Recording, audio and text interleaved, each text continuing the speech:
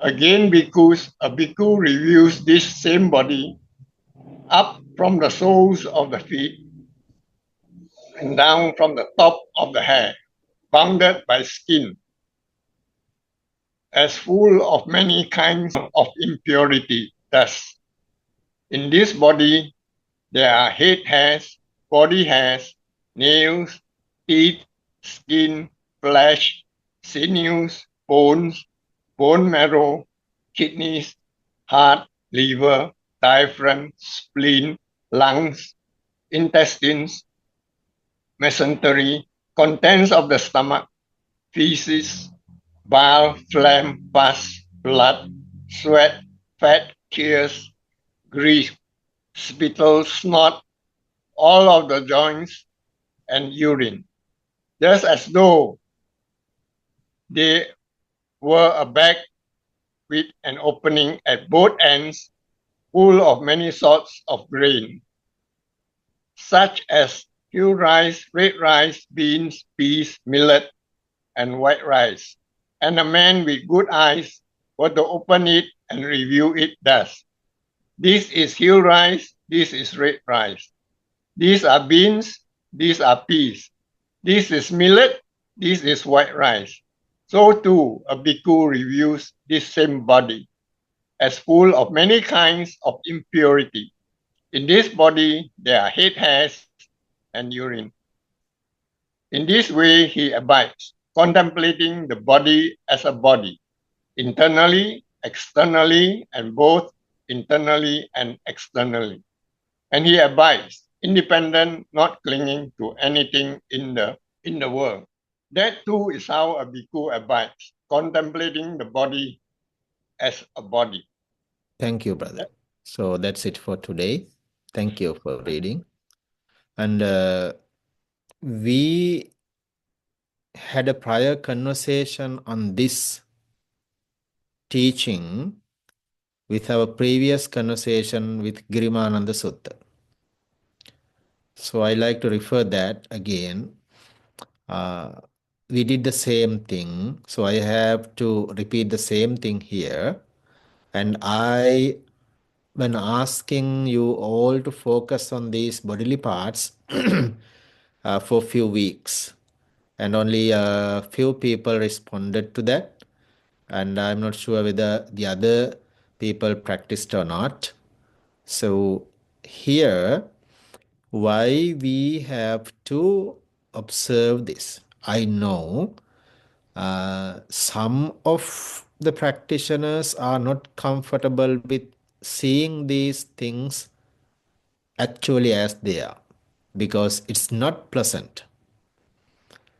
And for a long time of period of time, we have been associating only the pleasantness.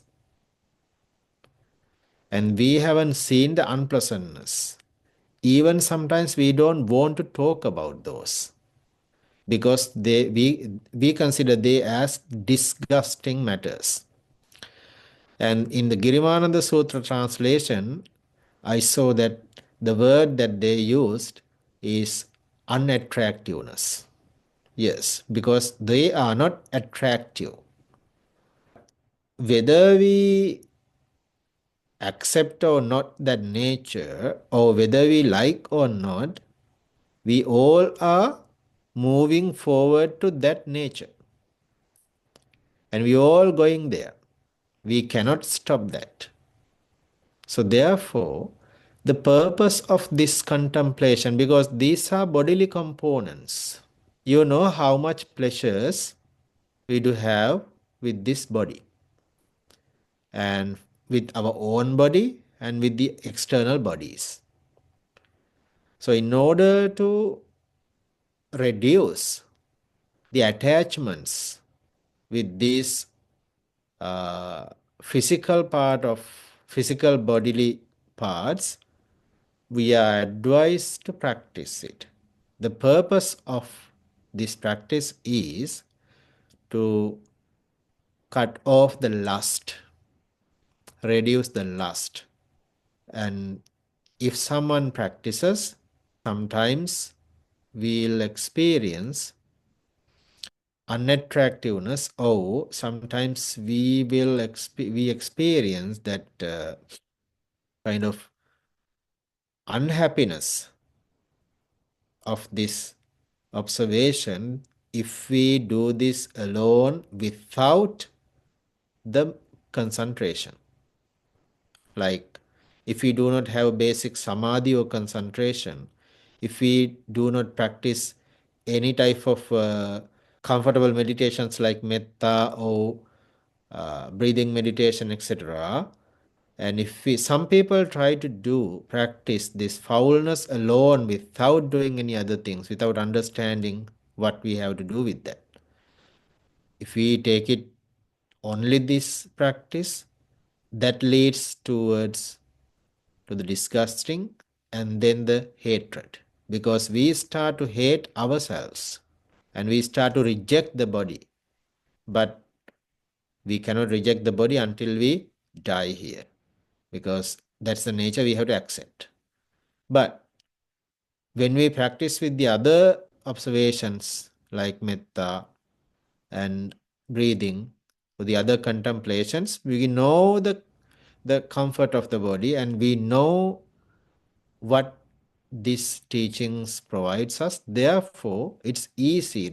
Those things makes easier for us to observe these bodily components.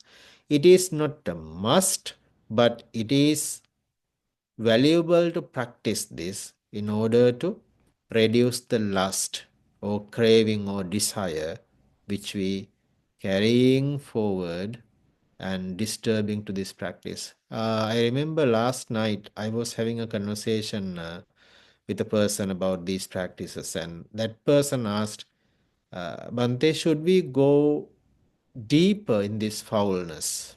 And should we practice it? Is it a must? Because in some other traditions, they have they have been teaching this very as a light practice. We don't need to be too serious with this. But is it a must, according to Theravada tradition, that we have to do this? Then the answer was for that is that depending on the person's degree of the lust or craving or desire, this can be applied. Sometimes if we do not have lust or craving, then it's no need to apply, because we don't need to. But if we know, you know better yourself than others, what is your nature, and then you may decide. This is the only way to cut off these pleasures, bodily pleasures, without leading to the lust. So metta meditation cannot do it, breathing meditation cannot do it, and the other meditation cannot do it. This is the only way to cut off the lust or craving of the bodily features. Okay, so that's the brief introduction for that. And if you have any concerns and if you want to share your previous experiences also, please go ahead. Seems like we don't have any questions or concerns, but I will spend few minutes to focus on few of these bodily parts to support for newcomers if they would like to practice. Let's spend few minutes. You can either keep your eyes open or closed. That's okay. This is how we have to see it. Think about the time in the mother's womb. We came to the mother's womb because of parents' pleasure and because of our previous karma. And we came and mother was conceived. And in the womb, we grew up. And all the bodily components started there. So that has been proving. We can see those things today because of the technology. Then after 9 months, we came to the world. We started to experience our senses. And as an infant and as a baby, we grew up. At the beginning, this body was very soft. and also fragile. And everyone loved. Everyone loved to hold us, cuddle us. And gradually, this body started to grow. It started from the mother's womb, but when we grew up with the nutritions, then we grew up. And then, as a baby, then as a kid, a child, and then different stages of the life we've been passing through. Now, many of us are having difficulties with the bodily movements, a lot of aching, discomfort, pain, and so many things are going on. Also, we can see the black hair change it to gray hair, being white, and our sensory abilities are completely different. Sometimes we cannot see properly, cannot hear, and no tastes. We cannot move this body easily. Sometimes when we sat, we cannot get up easily. It's hard to sit down, it's hard to lie down, it's hard to walk. And then the skin is wrinkling, the color is fading away, the teeth are broken, gums are fading away. Those things are subject to this body. Why? That because this body is made out of 4 elements. These 4 elements are subject to change because of the cold and the heat, simply the temperature. And we experience lots of sicknesses. And because of this nature of the life, things are changing, which we cannot escape. We all have to face to the nature. Look at the hair. Hair is very good, attractive, and pleasant when they are in the body. When this hair fallen down, we cannot enjoy it. The attractiveness is gone. We don't even touch them because they are disgusting. And the body hair, head hair and the body hair, the same. And the nails, we have to maintain them. When they are in the body, we love them. But when we cut them off, we don't want to touch. And the teeth, imagine if we do not brush them daily, twice or thrice a day, they being disgusted, smelly, stinky, not only for me, even for others. We have to maintain. And also, we have to replace them because of different type of sicknesses. Or sometimes they are broken. Sensation is gone. That's the nature. And the skin. At the beginning of this life, the skin was very soft, beautiful. And then gradually when we grew up, until the middle age, this skin was so pleasant. But when we move to the old age, the skin is smelly, wrinkled, and the color is faded away. In order to maintain the color, we have to have lots of beautifications. We have to maintain it. But this body or this skin is not pleasant. It keeps changing. And the hair, head hair, body hair, the nails, and the teeth, and the skin that we use, we maintain, they all are dead. The energy is gone. That's the nature of the body. That's the nature of the life. Because they are subject to change due to this cold and heat, and also they are made out of four elements. These great four elements are subject to change. That's the nature, that's the reality, that's the outcome of this journey. These things are subject to me as a bonus of this birth.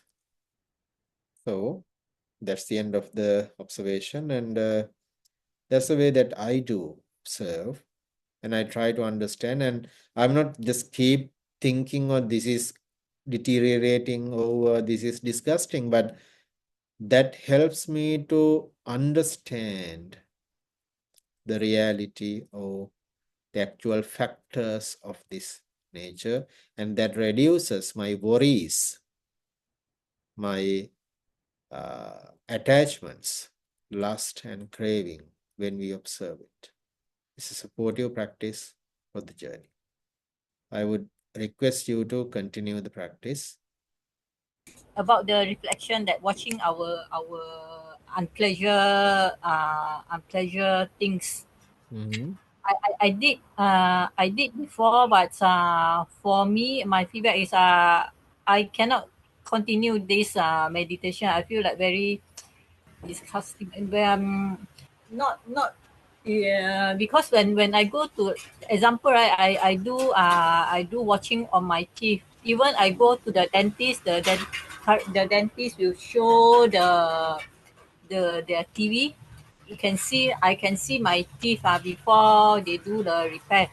So when I saw it, right, I feel like I asked the dentist, you just do it. I want to close my eye. I'm not there to see. Hmm. So it's the same things. When I do this meditation, I cannot continue. So I stop. Mm-hmm. I'm not sure how to overcome myself. Let's have a separate conversation on that. I would have a lot of comments. Yeah, all right. Okay, thank you. And so, brother, Bante, yes. I think what you have basically taught the group has been extremely useful, because when I contemplate the body, the way that Bante has presented it, it is to me very holistic, in the sense that I recognize the changing body, but I personally, I don't know, maybe I am queer or different or whatever, I'm not sure. I don't really find it as what you call unacceptable. I seem to have a nature to look at it, see the changing components. When I think, because like Bante has taught us through the uh, breath meditation as well as metta, somehow my personal observation is it is not extremely disgusting, and I also used to reflect on birth, aging, and death, and that complements the observation of the body parts for me. Thank you, Bante. Thank you. So we had to wrap the program, but I will have a brief comment. We all have born to the world with the different karmic situations and backgrounds. And some are more crave, and some are generous. Some are more hateful. Some are more love and kind and compassionate. Some are more lustful and so much attached to the body. And some are no. And some people are so fearful. Some of them are not. And some of them are deluded, ignorant. Some of them are very keen and wise. And we have different type of karmic aspects or the karmic backgrounds. So therefore, it depends on how we do this, and there's no complaint for anyone whether you do or not, but it depends on the practitioner. Also, we cannot encourage anyone to not to do this. It's not the practice. The pleasure is more harmful in the samsara. It doesn't mean that we shouldn't be experienced it. But why we continue the samsara? In order to overcome the samsara, we have to deal with the pleasures.